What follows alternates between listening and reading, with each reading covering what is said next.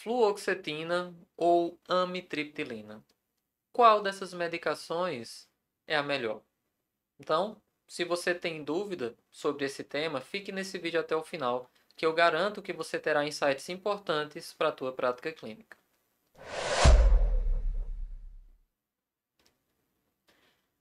Fluoxetina, ela é uma medicação que pode ser usada para ansiedade, pode ser usada para depressão. Amitriptilina também pode ser usado para ansiedade, pode ser usado para um tratamento de um quadro depressivo. Existem outras possibilidades, mas a gente vai conversar um pouquinho aqui só para instigar você no raciocínio clínico, na importância de você ter um passo a passo dentro do teu processo de avaliação. Então vamos lá. Quando o paciente chega para a gente, né? Então você está lá fazendo seu atendimento, né? Seja você psicólogo, seja você médico ou outro profissional da saúde mental, o paciente chegou para você e aí você vai avaliar. Peraí, eu vou fazer uso de quê? De fluoxetina ou eu vou fazer uso de amitriptilina? Se você não é médico, né, se você não é prescritor, é importante que você entenda também os contextos, onde que a fluoxetina ela poderia estar mais indicada para você estar discutindo com o profissional prescritor, né, no caso o médico que está fazendo o acompanhamento, ou em qual situação você poderia conversar que não estaria indicado, ou se poderia ser feito algo diferente de acordo com as queixas do paciente. Então, nós temos que ter muito cuidado com essa pressa do processo terapêutico. Por quê? Antes de eu pensar em qual tratamento eu vou fazer para o paciente, eu tenho que ter uma linha que direcione esse tratamento. Então, qual é o diagnóstico? O que é que o paciente está apresentando? Isso é muito importante. Então, existe um ciclo, que esse aqui você pode. Eu já tenho uma aula, né, no canal sobre isso. Você vai procurar pelo ciclo infinito do diagnóstico. Então, esse ciclo ele é extremamente importante para a tua aplicação prática, como você vai estar conduzindo o seu paciente. Não é um único atendimento, né? O paciente ele vai voltar para você mais vezes e como é a resposta clínica, como ele tem ah, tolerado aquele tratamento, seja ele medicamentoso ou não, qual é a adesão terapêutica, quais são as objeções que ele tem, quais são as dificuldades em ele aderir àquela proposta de cuidado que você está fazendo. Então, assista a aula Ciclo Infinito Diagnóstico, né, que vai ajudar você a entender sobre essas questões. Então, o paciente chegou para você, você fez a sua avaliação e, a partir disso, você vai chegar em um. Eu vou até mudar aqui a cor para facilitar para você. Então, o paciente chegou e você vai ter. Ele vai trazer para você queixas, né? Ele vai trazer sinais, ele vai trazer sintomas. Você vai fazer uma avaliação, fazer um exame psíquico dele, vai coletar as informações. Você vai ver como esse paciente está se apresentando nesse momento. Você vai fazer uma análise de todos esses dados e fazer um levantamento diagnóstico. Sempre você vai passar pelo diagnóstico sindrômico, porque a nossa avaliação, pelo menos uma avaliação dentro das boas práticas da saúde mental, é você fazer essa avaliação sindrômica para direcionar o teu raciocínio, você conseguir direcionar o teu plano terapêutico, ter mais assertividade nos teus questionamentos, naquilo que você vai direcionar a sua atenção, né? Lembre que quando a gente está falando de atenção, ela é uma função psíquica elementar extremamente importante. E você, enquanto investigador, entrevistador, profissional da saúde mental, você vai precisar direcionar as suas capacidades mentais para um processo investigativo. E eu não consigo ter uma boa atenção, utilizar a minha capacidade cognitiva máxima se eu não tiver um direcionamento. Eu não consigo focar em 10 mil coisas ao mesmo tempo, certo? Então, é por isso que a gente precisa pensar nesse diagnóstico sindrômico.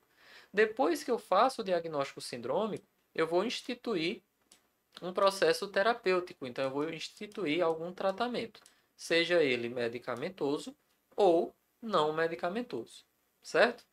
Ou seja, depois que eu tenho essa avaliação diagnóstica, é que eu vou instituir o tratamento. Esse tratamento, ele pode seguir o caminho medicamentoso e pode seguir um outro caminho, um caminho não medicamentoso, certo?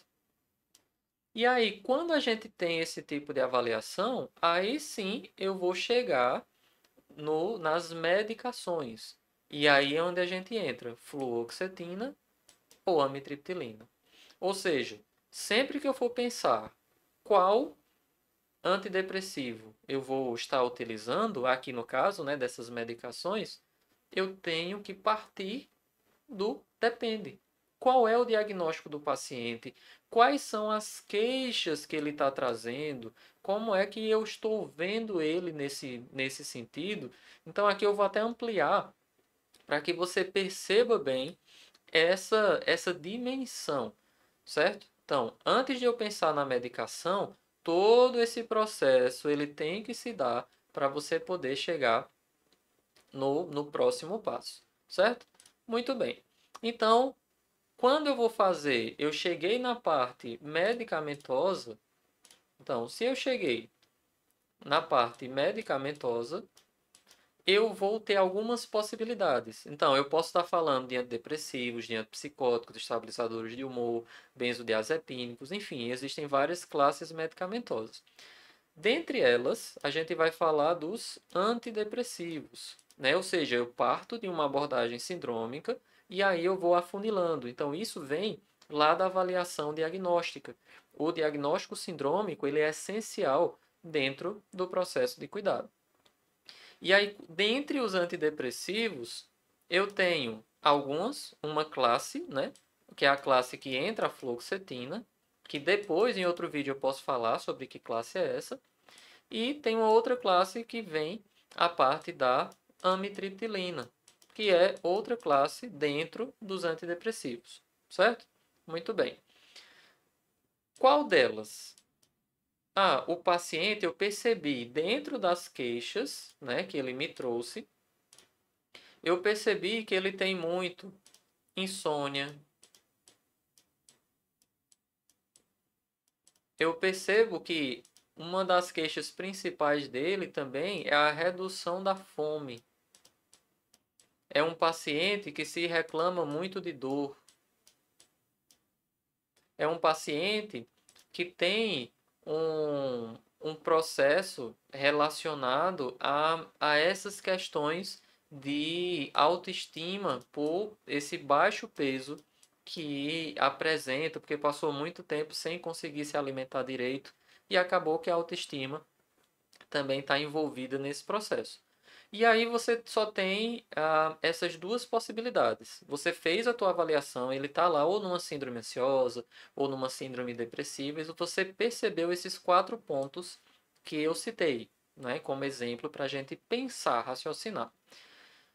O que é que a fluoxetina ela traz de muito importante?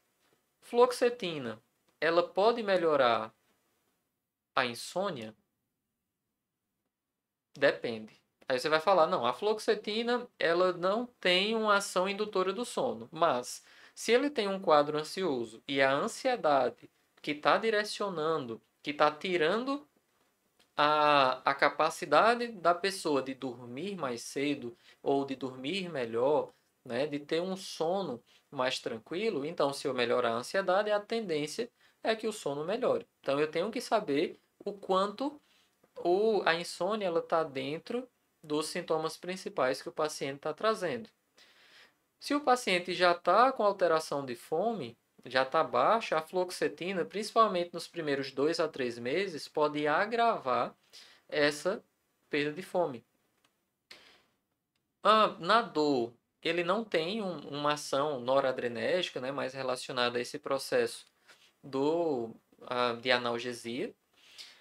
E Se a autoimagem está prejudicada por conta de uma redução de peso, se eu usar a fluoxetina e o paciente piorar nesses primeiros meses a questão do apetite, não se der bem e acabar perdendo peso, ele pode piorar a autoestima. Então, a fluoxetina ela já não vai ser muito boa, né? Mas se eu estou aqui pensando no uso da amitriptilina, a amitriptilina ela pode ajudar na insônia? Pode, né? Porque um dos efeitos colaterais dele é a questão do sono. Pode melhorar a fome?